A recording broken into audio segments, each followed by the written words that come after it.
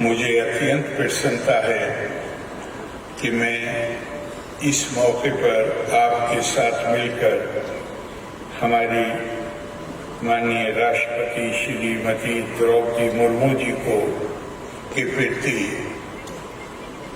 अपनी कृतज्ञता, अपना धन्यवाद ज्ञापित करूं कि उन्होंने अपनी गरिमामयी उपस्थिति से इस शताब्दी समारोह को की बहुत शोभा बढ़ाई। मुझे उन सभी मेहमानों का भी स्वागत करना चाहिए जो देश विदेश से यहाँ पधारे हैं लंबी यात्रा करके। मैं उन्हें अपनी शुभकामनाएं देता हूँ और आशा करता हूँ कि वो जितने दिन यहाँ रुकेंगे यहाँ केवल अपनी मौजूदगी का आनंद ही नहीं लेंगे बल्कि पुराने दिनों की यादों को भी ताज़ा करेंगे जब वो यहाँ पे विद्यार्थी की हैसियत से उन्होंने समय बिताया था। अभी आपको माननीय मुख्यमंत्री जी और माननीय स्वास्थ्य मंत्री जी ने बताया कि जब से ये संस्था स्थापित हुई है इसमें बहुत से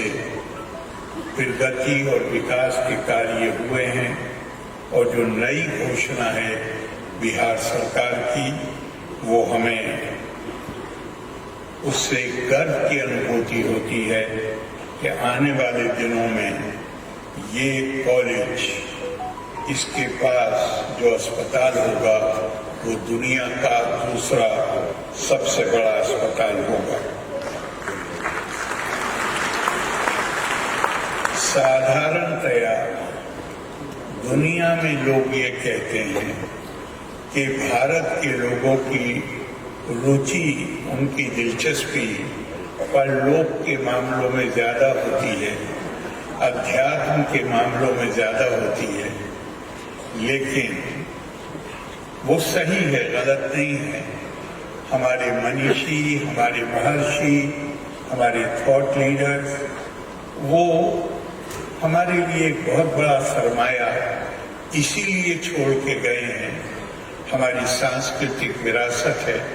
जहां उन्होंने खुद ये प्रश्न किया कि मैं कौन हूं। तो वो जो सोच है दुनिया की वो गलत नहीं है, लेकिन यहाँ जो इतनी बड़ी उपस्थिति है वो ये दर्शाती है कि जितनी हमारी रुचि अध्यात्म में है, जितनी हमारी रुचि ये जानने में है कि हम कौन हैं, हमारे जीवन का उद्देश्य क्या है, हमारी रुचि इस जीवन में और इस जीवन से जुड़ी समस्याओं का समाधान ढूंढने में भी कम नहीं है और ये इतनी बड़ी संख्या उसको दर्शाती है। अगर हम अपनी सांस्कृतिक विरासत की तरफ लौटें तो हम देखेंगे कि हमारे यहाँ चिकित्सा से संबंधित ज्ञान को आयुर्वेद कहा गया, जिसका मतलब है जीवन का विज्ञान, आरोग्य शास्त्र। ये स्वास्थ्य का, जीवन का विज्ञान है और स्वास्थ्य का मतलब केवल बीमारी की अनुपस्थिति नहीं होता है बल्कि इसका एक सकारात्मक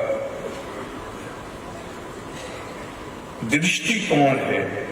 जिसका मतलब है कि जीवन से जुड़ी हुई चीजों में रुचि लेना और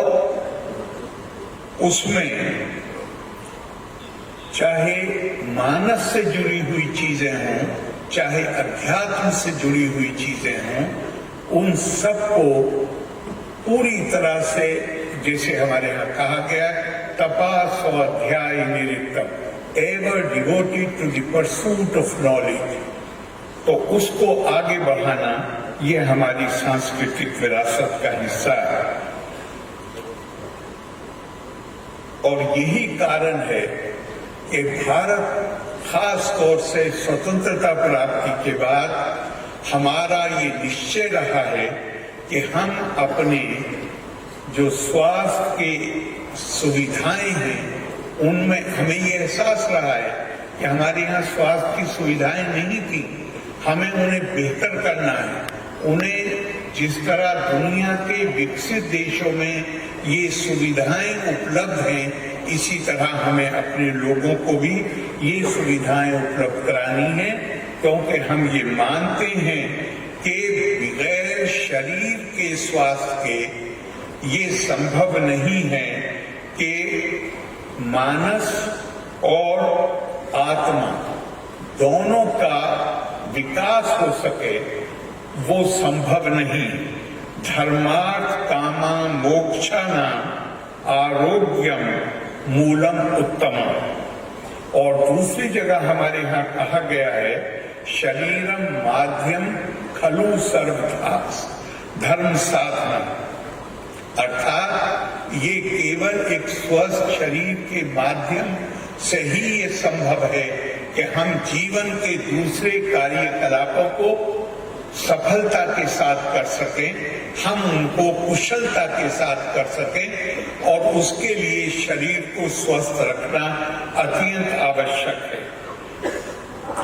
हमारे एक बहुत बड़े महर्षि पातंजलि ने, जिन्होंने योग सूत्र लिखा है, उन्होंने व्याकरण के ऊपर भी लिखा है और चिकित्सा पद्धति के ऊपर भी लिखा है। अगर हम दूसरे शब्दों में कहें तो उन्होंने ये कहा कि मानस की शांति के लिए योगा आवश्यक है, वाक सुबोधिता, अपनी बात को अच्छी तरह कहने के लिए व्याकरण का ज्ञान आवश्यक है, और दवाइयों का ज्ञान इसलिए आवश्यक है ताकि अपने शरीर को स्वस्थ रखा जा सके। वो जिस बात पे वो जोर देते हैं वो ये है कि मानव को अलग अलग करके नहीं देखा जा सकता, वो उसके को संपूर्ण, जिसे कॉम्प्रिहेंसिव कहते हैं, वो दृष्टिकोण से देखने की जरूरत होती है, जिसमें उसका माइंड, बॉडी, स्पिरिट ये सब कुछ शामिल है, और वो सही मानों में स्वस्थ तभी हो सकता है जब ये तीनों मानस, शरीर और स्पिरिट, उसकी आत्मा, ये सब एक समन्वय इनमें स्थापित हो और ये सामंजस्य के साथ मिलकर कार्य कर सके। मुझे पिछले 3 दिन में जो लोग इस उत्सव में शरीक हैं, उनमें से बाहर से जो लोग आए हैं, डॉक्टर हई साहब की मेहरबानी से उनमें से बहुत से लोगों से मिलने का अवसर मिला,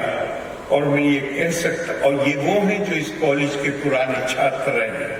और मैं ये कह सकता हूं कि इन लोगों में उनके अंदर दे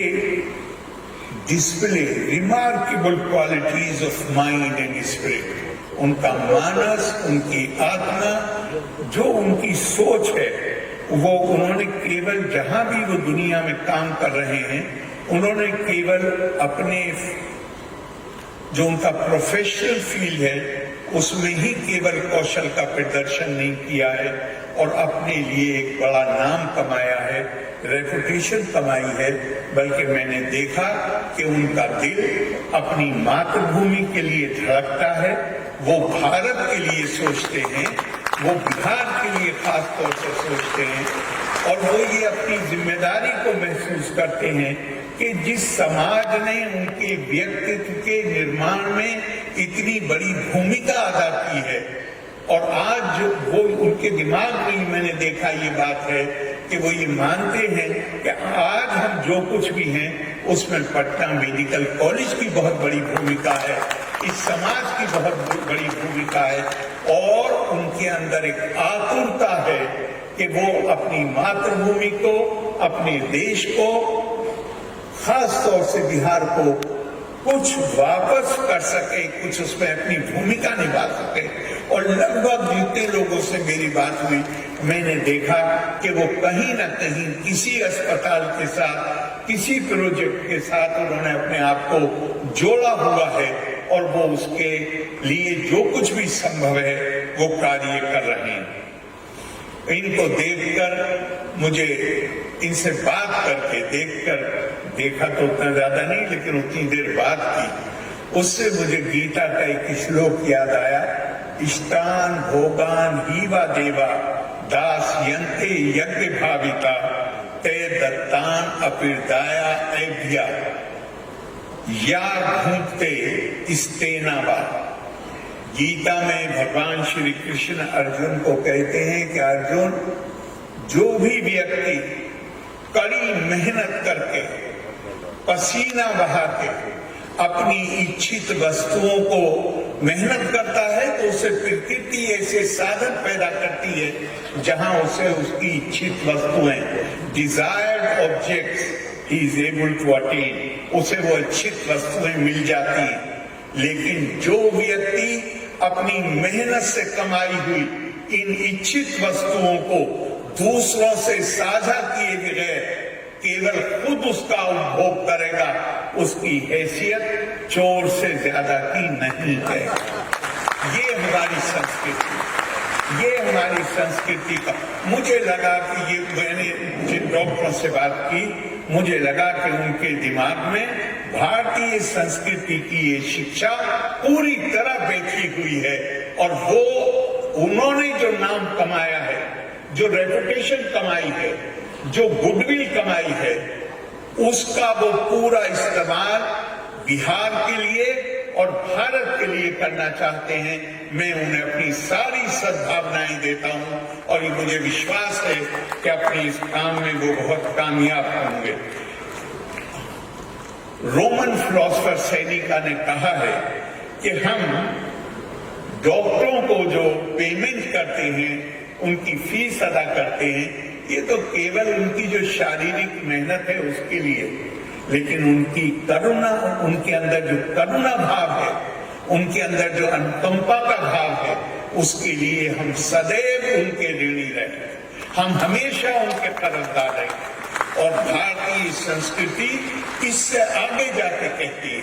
भारतीय संस्कृति कहती है, शरीरे जर्जरी भूते व्याधि ग्रस्ते कले बरे